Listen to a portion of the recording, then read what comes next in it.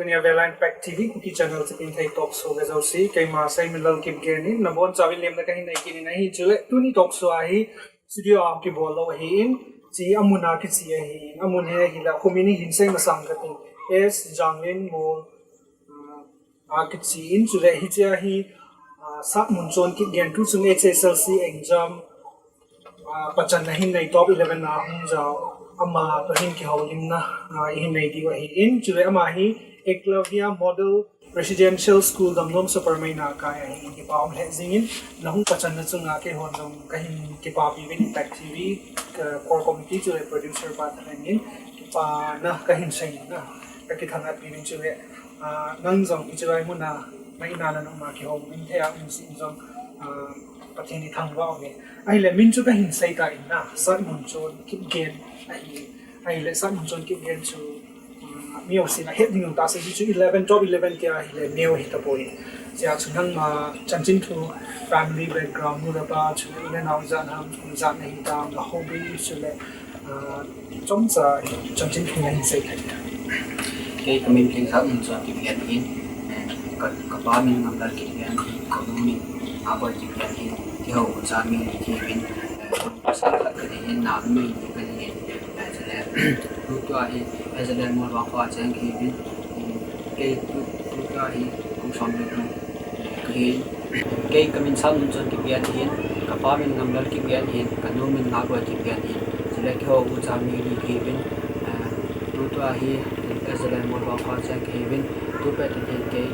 kum som le ko ke na la yin tu le hobby cho comic book so ka sin to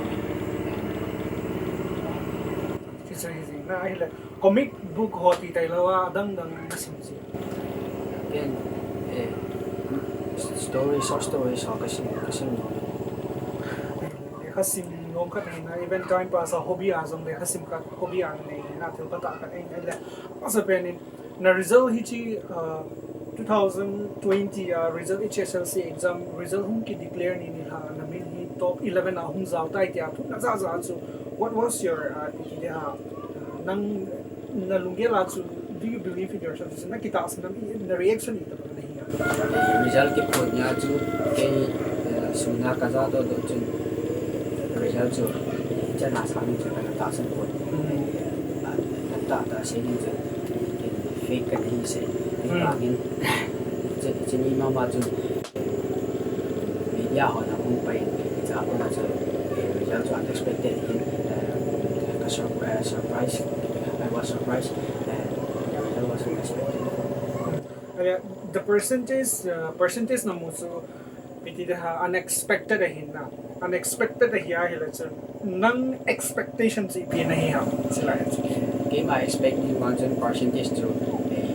80 above 1 91 na game no be khat dam hin na he's on the hard work ji chu sino mo ka so tin ki pa na hile HSLC exam marks na mo hi marks ta mo dinga hi ta ki gel point na ai la na hin mo hi what will be the main reason if reason pe na hi dinga na ki cha ji marks kami na ji a reason pe ni kasi din sa ko so ya so ko din ka bin namin ama ko exam tip sa hil bin ita so ke om heda din ki bol na ile maksa na mo din ka ki din support ta so ho sa ho bi discuss so ko ma credit na pe na ai le hichi marks santa na hinwa hi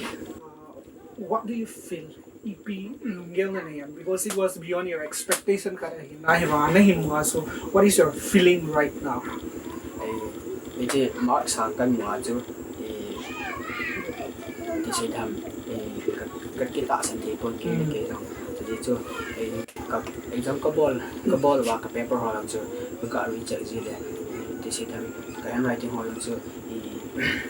ke ga ya la ni clear ke se the exam pressure ka ni jong ti ja chu mark sa ka mo hi unexpected mo na ai le lekha isim la ke ho jong lekha kan se mi osi lekha sim ho jo sin favorite in my favorite subject kin iso ke hina lekha subject la I man hingai sam pen so ke ji nei le lekha na hin sim sung sanga especially 10 na hin sim ha hi subject la hu ji subject ko na ngai lu pen chule aji ip nei sai ke da này ken subject ho hi subject jo si la maths ka favorite subject जो मैथ ही या जो लेखा सिमा का बोरिंग बैठे होंगे मैथ हो है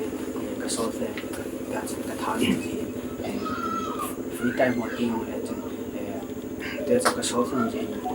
मैथ से का फेवरेट सब्जेक्ट ले हो thing hang ti tau te ngai ho ki cha te la ti tau te ai subject ya ki ti te ngai la english ya tam zo I theme ji win na marks so ya mu ji nai la math si tam zo hin ha sam na yong in nei win math song hi interest in nei basic bo win na chi main reason pen hi dem chile math song hi a high ti yong ti win na math song hi a high ti song hi sai win ichi ipc hi dem nang gel da na top 11 kan hi ta ji nang ma lu gel da na la yo cái dạng đó thì maths hay đi là bọn bạn tự thì thì sẽ làm thì a foundation thì là a root maths formula hoặc thì hiện nay là chân cái dạng đó là mấy dạng đó như vậy thì làm cái phần cái dạng đó như vậy maths formula hoặc thì hiện nay là chân question thì biểu nó là solve được với cái sẽ luôn thì làที่ใช้ได้อินดี้สอนให้ไปกาสานเอาที่ทำจุดเดี๋ยวข้าจะหาสิ่งไอ้จุดแม้ส่วนจุด understand ยังไงนะจะจุดเอาเห็นที่การจัดการนะที่ formula เขาที่ analyze จิโร่formula เห็นหรอสิอ่ะเห็นนะsubject English สอนดังซิมทัวร์อย่างซิมทัวร์บูฮีหาบัวบินนะmaxi formula het no zira hi boi nau kan ji formula het te ngai chele maxi formula he hon subject bai ta kha jong he ti rin hi ham chi lai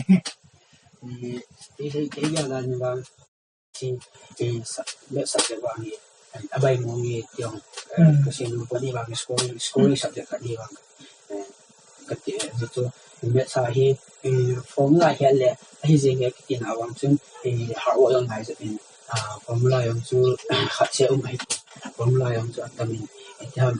aku cenderung dia tu formula dah tu mungkin itu orang tu confusion tehin ini orang tu hard work le dia tu formula ho analyze dengan analyze ale met tu loading itu le kha na hin simsung especially 10 na hin simsung elo na high school na hin simsung ana na hin kwa ding ha sa pen because ai ho thing ang mi te hi income này giống như bộ mình làm cái thấy ta chơi thì mình cũng xí cái gen thầy số cái này chỉ hoa thì cái gen thầy nó hoa bồi nó hoa hạ sẵn hoa trên số này ít năng mà ít carry này hình bỏ là how ít success nó không hình là chắc chắn hình sai thầy à cái là khácกันสิ่งสุดท้ายที่จุดยังได้บาจาที่ที่จุดschool high school pine lang kung kaya po dahil government school government school sa pamok po pati hindi po private school pati ibang hindi po dahil government school mungkin kaya hindi ba nga so kaya po ay nakapasok po dahil hard work kaya kayang dahil kasotin yung panasindiin hindi dahil tuwa pasan pa hay là government school là không cái cái hiện tin là hay là mi atam so in private school to government school he compare evolve even government school là cái ho he like they will be a successful student the successful learning student ho ai lo le private là cái ho he they will be successful student kita mi lagi ai là result ho he ang so ji ting ai le government school là pang cái ho chấp bằng họ thêm dư họ rằng hi chẳng là sắc tại hình này rằng ông thầu gì là ai là hình hít cho ai ta hi top 11 khả năng không là hít na HSLC exam 2020 ai do it depend on the school là kinh ngam government school là kinh ngam ham or amia kinh ngam ham private school là kinh ngam ham ai là amia kinh ngam lại hít trong sản hình sai thế cái lúc gia đình hít từ bằng tập hình của sinh ai, sinh ra những của sinh ai, school lên rằng nó còn là hy vọng student hall so that teacher qualified on me on my so that student hard work so to be any student hall ke bol so that student hard work ja pacan na piniti mo na school hay ka in ti kai zo le khai sim no le ti pacan le han so it depends on our hard work adi mama jing ai le he success no hi na behind na hi parents ho hin na ni le pa hi isan dia because ran hi san nain sai bong chun tim ha nga cheng hi rim chu le families on small family hi talo hin na big family kha song hi ta in le in spite of all these anu le pa te ho hin isan dia na hin ho sa isan dia na nga ding hi chi na le kha sim success hi na isan dia na hin ki thopi ham ama ho chung sang plus ama ho struggle dan thui jok ta na hin sai thai na Cici pasangan hin kanula kapain bang le kalam di ain di sedang ia lo tu te pun bang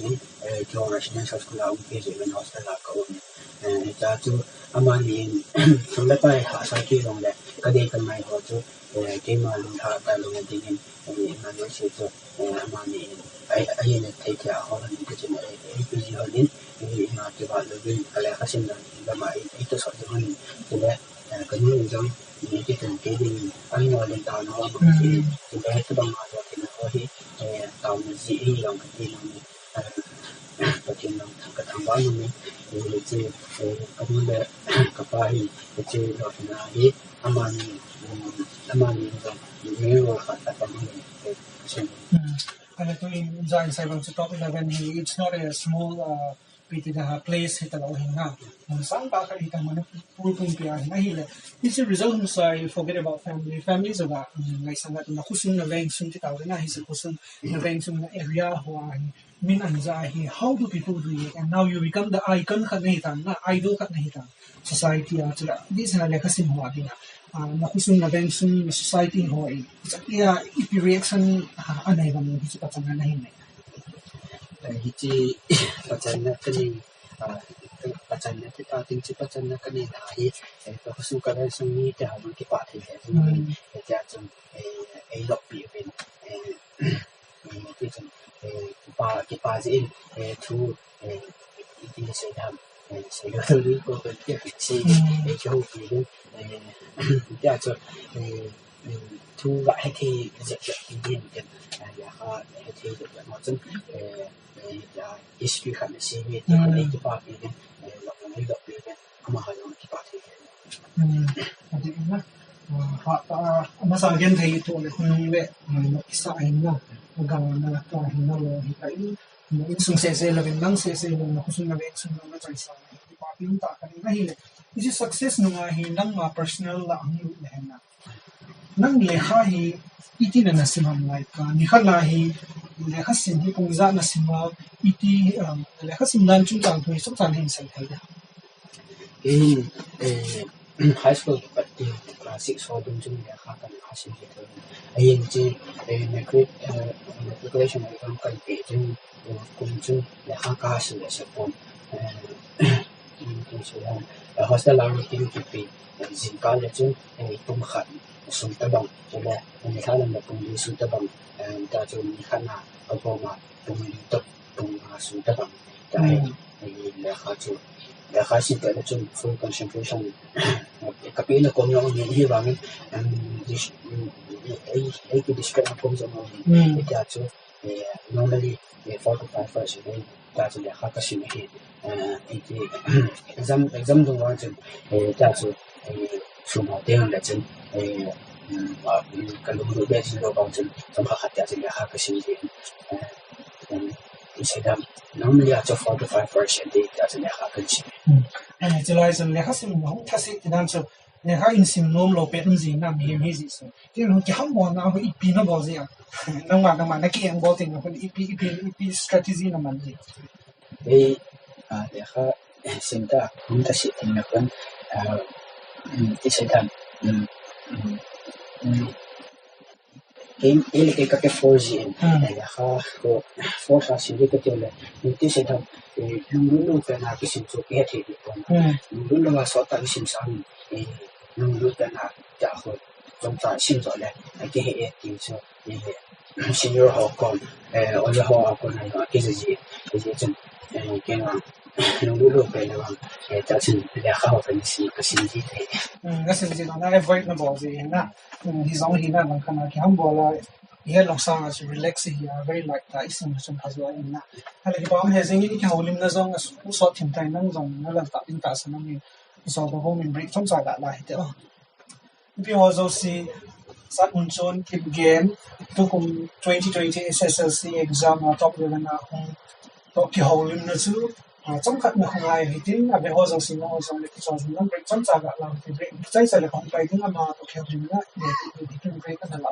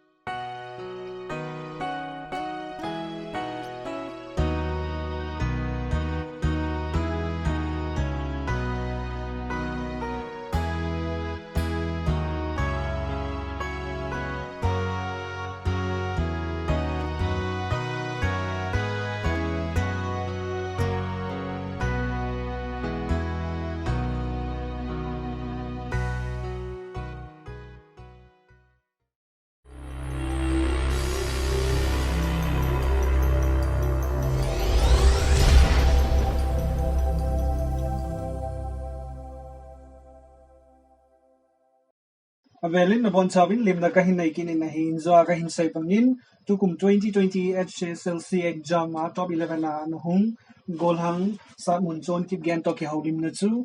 breaks masang chun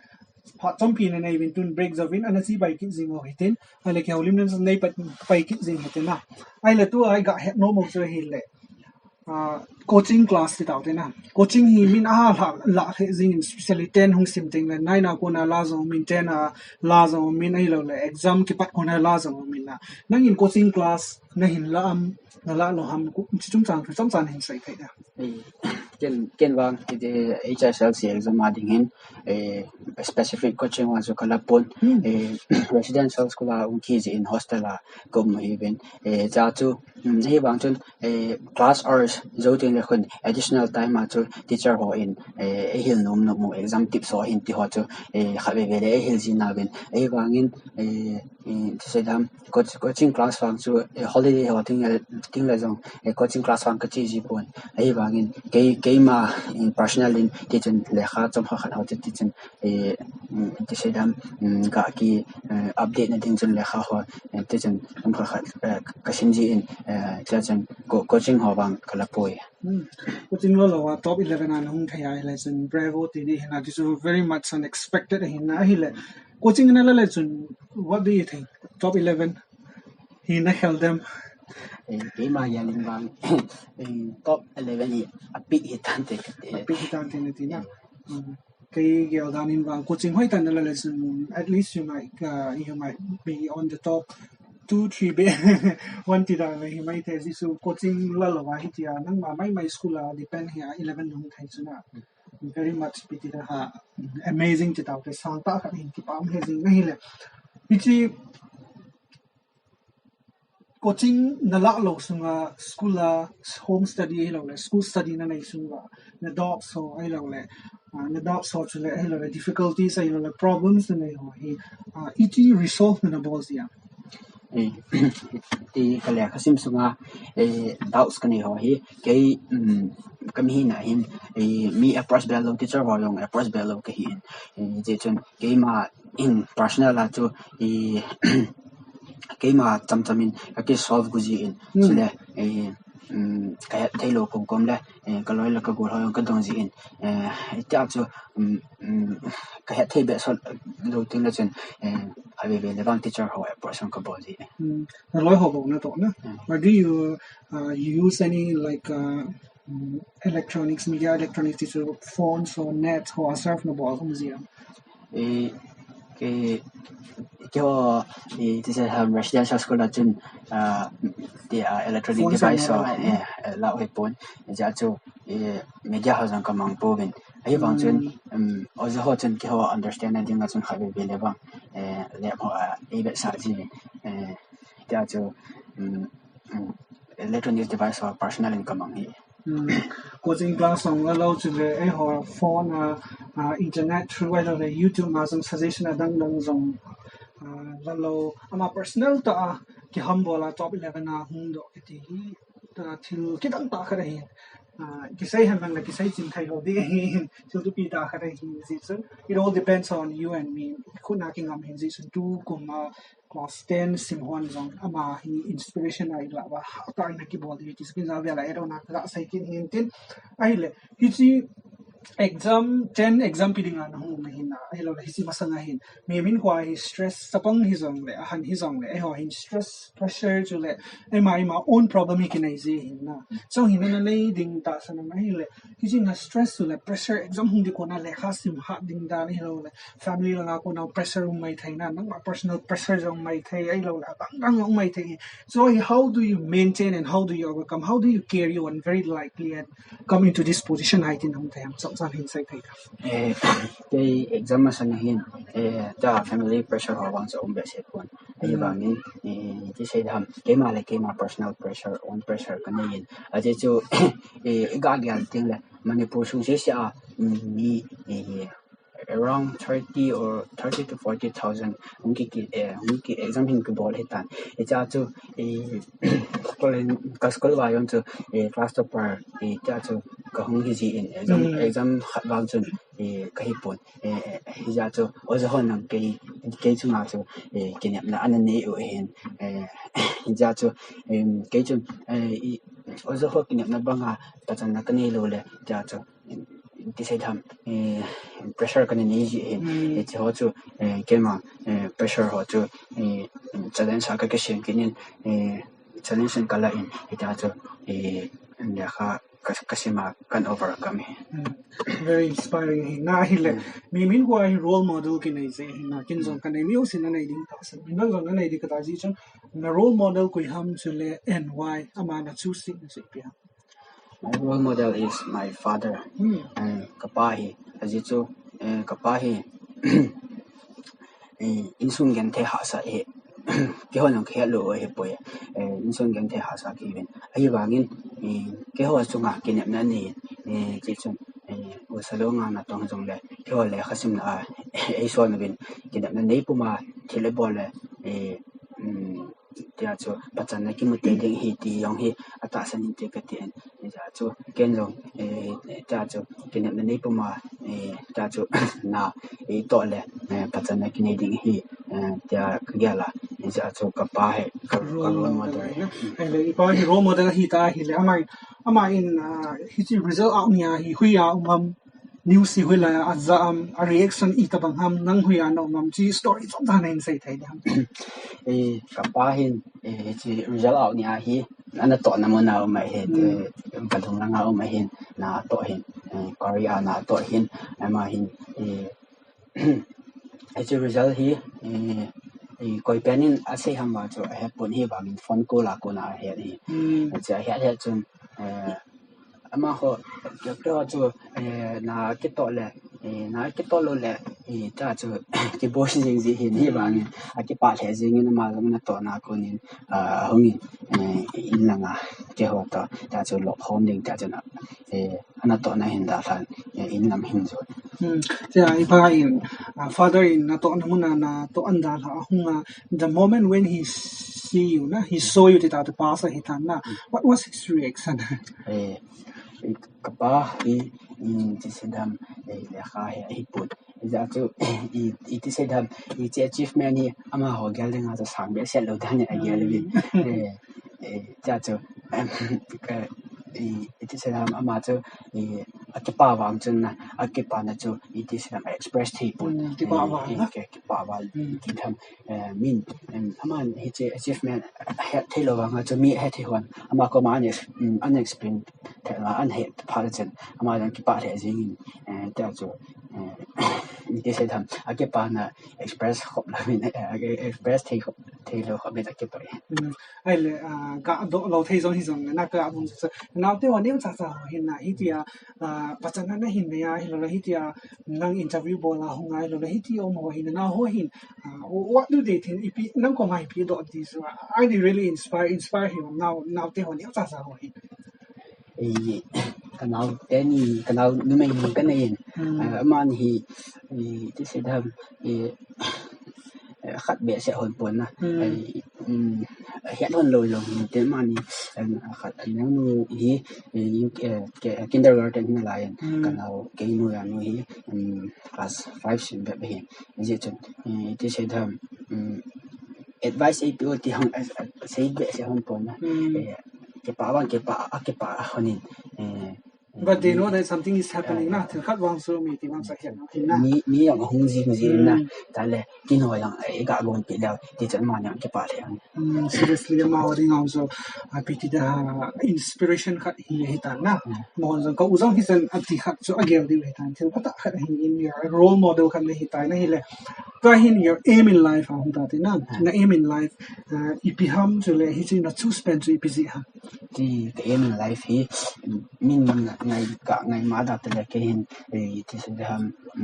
specific tại hình cái này thầy bổn tu chân là chúng cái này thầy bổn ấy và ngã cho cái này và con này commercial pilot cái này nộp ấy và ngã cho thì sẽ làm tạo sát đam thấy luôn cái hình cho school họ PE họ tiếng là nhữngคนthì sẽ ăn nó bên cho hơi cái gì chân ở giờ họ ấy discourage hay cái tin bổn cho cái phát này dễ rồi hiện commercial pilot nó hiện đam thế ngay cái gì plan thì sẽ làm civil service thằng họ rồi bỏ lên cái gì cho nên mi khát gạ mình phá nó mình ama hi Delhi ama hin Delhi University of Professor hin fan Colin Bolin ama in ama yang jen ki phá in cha cho civil servant hi go in lang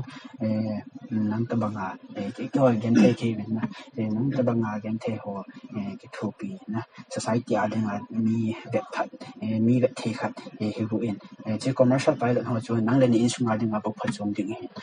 che civil servant khat ni ale society a ding a phat chong ding pakhi na to na khat no hin na cha cho si cha cho an sin cha la cái ma ga da nong di ka sen je chen commercial pilot ka thano wangin iti se tham cái mà lung tụng hi civil ni khat le civil servant pathian bộ na la civil servant hi ding ka than no anh sẽ nói cho chúng ta hình dung ngân đồng kiện like ai họ bị that role model gì đó thế na ai họ great personalities so they often say always follow your heart na always follow your heart and then you will reach your destination at the na hele nang dai chu commercial pilot hin na ai le friends relative for civil service in say hin chilai ka na lung ge lai chilai na ga the khen ka chu in zon in say bang chun society a ding na hilo le na ding thi ta bang jong hin say win na but for me cái mà gel na what I want to say is follow your heart na commercial pilot hen lang IP hi zong you can do society yong ki tho mo pi thai hi poi na just believe in yourself na nang ma na ai ma lai ma ki ta san ding ai ma lai ma ki ngai lut ma sat ni sting ta everything is possible and then the sky and the air is waiting for you now if you really want to be a commercial pilot jeng tu ka sa hi tin ai le doing COVID-19 pandemic hi na to ai le school zo ki khai school guys on kui maum tapo in chule online classes song achi ne ho thing hanga wai sa chaga gan the hon chong ma sai bol zo izau zo po bi hele isa ka ga sai nom khat chu 10 below high school sim lai ho These na tu kuma 10 sim ho school kai thai to ho it. How will they get ready? Iti ready hingai ham kovela exam face na dingai school kai ta hi song le. Nang bon coaching nang nala lo I macha phone na hi lo ne now I macha prepare na hi lo hin na. A hi le hit pang has amo so how so they get ready? Iti ready hingai o tam hi chi war khat nung hum na de hi. Cái giờ ta nên cái sẽ làm online class lại ông cũng难听一帮online class là thấy到好的他现在那道很难叫做那个什么一天呀就mình có一天呀learners cái hiện successful person hoặc learner sẽ là lại giờ choที่เสด็จที่เที่ยวเลยเขาสมาดิวชันละที่เหี่ยวเลยละอาจจะเลยมา personal ตาจงเลยเขาสิมอให้ปุ่นteachers เขา spoon fed นะที่เสด็จteachers เขาจะอังไงคนนั้นให้บ้างที่เสด็จteachers เขาที่ไงมองเดียวตีในยงจะให้ดีปุ่นจะจะมา personal ตาจงที่หาบอลละที่ prepare ที่personal jang ki ha bo ki prepare thai ti se na hi le aba na hin ai ho tu a Kuki society ti daw na ho thing ha di se na Kuki society la le hasim ho hi la hi I weakness or le I weakness pe no hi pi ham student khat na top 11 khana hum na hi ta na le hasim ho la I pi pen hin le hasim ho shu chan mai pen han and then ECT correction ni bo ngai ham top 11 khat hi na suggestion chom chai pi cái mà experience ra mình cái weakness rồi thì cái mà tên các tổ ayong thì sẽ tham teacher soi ya personal đó thì sẽ tham teacher soi tôi họ cái cả tham healthy environment cái sim đó thì trong cái weakness rồi hiện tiền sẽ để chỉ cho hơn thì thay đổi cho thì thay đổi hẳn teacher soi personal mà ta mỗi ta phải đi thì họ đồng nghĩa cái này gì giờ cho thì sẽ làm teacher sort đó teacher cái personal lo hỏi weakness về nó hiện tại weakness of teacher approach mom lo teacher ho to good relationship mom lo hi top 11 SATMUNCHON KIPGEN ko ne in adi zong the student ho teacher ho parents bai ga ba approach bai help lo hi screwy bo wa I do wa thing ta la chun weakness of strength ho to ne ti khat so hin ki pam he zingin ai le ke holim non zong hung so tai na chai na lam zong hi tai na hi la tu in advice to kum students ho ti ta na HSLC exam bidding ho ve bidding ho chile le khasim ho ja specific na ka hin do na hin na to ai achai na advice thul ha na top 11 khat hin na ipi na pi no ma cham cham hin se pi ai tu mà bảo là cái sẽ làm mà bảo là matriculation exam in bidding ho có mà advice cả pin không chứ để khá cái sự tình để khá asim be set on chu ta sa dinga dam mon the na hin ta sa ki chol do yong nga yin ja chu ga ma ke refresh na dinga ta sa ki chol na yong nga yin ja chu le kha rong chu apha ni cha sim ding chu le kha sim su ma chu concentration na ta pe ding chu le ma zo se thil bon na ba hi ama sa pe na pathian pan sa utin ja chu le kha sim ding na concentration na ta pe ding chu le understanding hi top priority pe ding he me chun understanding top priority pe the tin abanga chu bahar system no chu pai sa ding hi pon aje chu good marks mu no male I whole level nga chu bahar system ho ngai he aje chu subject namting la ho ma hi science and social science English optional subject ho hi aje chu it is dhan mark hoi ga mun no ding ga mu the ne ding a chu he thelo no le ta chu understanding wa chu top priority bidding chu la bahar system no chu midang is le bahar system hi efficient poi te hin ai chu short term adi bo hin na bahar system chu ti se dhan mark hoi ga mu ne ding a chu bahar system chu ka recommend no hin ba nga chu understanding system chu top priority bidding na ki pa he zingin top 11 HSLC exam 2020 na hung na ke ho impact TV Kuki channel core committee chule producer pa thalangin jo apat na kan sai ta na kan ki pa pin kan ki thang api he win chule we are the gem te ta na so man tam khat na hi ta ni host Kuki society a dinga ma ba na zong 11 chule 12 azong patsan sang pa hinay lang chilai ka ganun so 11 hila huila ya ball din nati am chule ipi stream la din nati am chap chan hin sai pi cái là na hi science stream có phải nói mình chỉ là tu ading hi Messi Explorer Academy aku ni Kuki boy Messi ay min na ke bola science stream la di ti na fa in ha pan hung bangin lang pa ke pa win tu ni ke Hong Kong ka so na lai ma cha pi ding jong kanai po bin na your PKD your hard work and success is not worth to give this memento his own token of love and appreciation from Impact TV Kuki channel core committee and producer partner na hi memento hi may nasan pi dio hintin isi memento hi to Zhe Hong Sain family mà hi chief of song pizang wang ko more ama sponsor ai bolo hina CK ho Impact TV Kuki channel team up na he zin na dinga kai pi he ai le acha ina ding in Impact TV Kuki channel chule viewers ho chule memento sponsor bo ho ko mai pi sai nom na cham cha chan hin sai pi ho Impact TV channel members of hin channel viewers of hin channel for sponsor puja home sai channel family members of comma to sedan pa to ka sai no mi ke pa the jing to a thil pin ho he cái part lệ gì chỉ là tôi ni team fan là làm gì giống rồi con đi sang cái số phận là mình là in mình làm không và năng giả khó thể gì mình cái bài chỉ là Impact TV Kuki channel khó giống cái chuyện mà giáo dục lên năng phải là bộ hàng lắm chỉ là thì channel hình sponsor của cái không sai là như sự như cái giống cái chân phát triển bộ hàng năm các cái con này gì nín năng dùng enjoy cái say của mình phát triển mình nó không vui tin bắt chân nó sa ta hình là mình khát tiền lệ chỉ sang platform đấy ta khăn là hình kiểu tao chỉ lệ năng dùng như khát lệ your society mấy vậy hay là về mình thúc ta nóng hì phát lệ không cái thổ form điều hệ tiêu cái hoàn toàn cái gã kia là hiện tin mình dùng đâm sen là family họ dùng phát hiện bộ hiện tin na mình lại khai sinh na dùng hầm giang khai lắm chú core committee về producer ba thay na cái hình xây hiện tin này lấy cái hồng hơn rồi nhưng mình dunia thì hiện tại trái ta hết đấy dunia thì Impact TV Kuki channel Chipinthei Talkshow hi channel trái hi tin chúng lệ cái về hình ta là lần tu lại cái hồng lên view số bol ham SATMUNCHON KIPGEN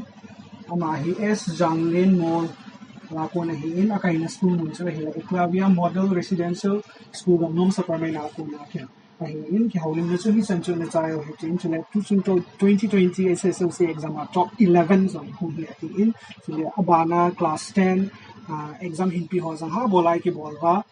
top 11 hung zo hi zang lang top exam kan hung pang dinga khu ve le ki mu to dinga ham bolai ne ke bol de skin zone til ho na ka na hin chule COVID-19 pandemic zong hi mi POC stay home an bolo hitin government ho in guidelines api ho zo season follow na bolo hitin hai kan no hitin chule realize Chipinthei Talkshow so pha kain pu ki ka sin tu na ring san khung khana kain nei event na vai phat chung pin ho official website Impact TV Kuki channel la comment le feedback ni pi thei tu na ring san kain sai pai mu tu na zo sin na bon chawi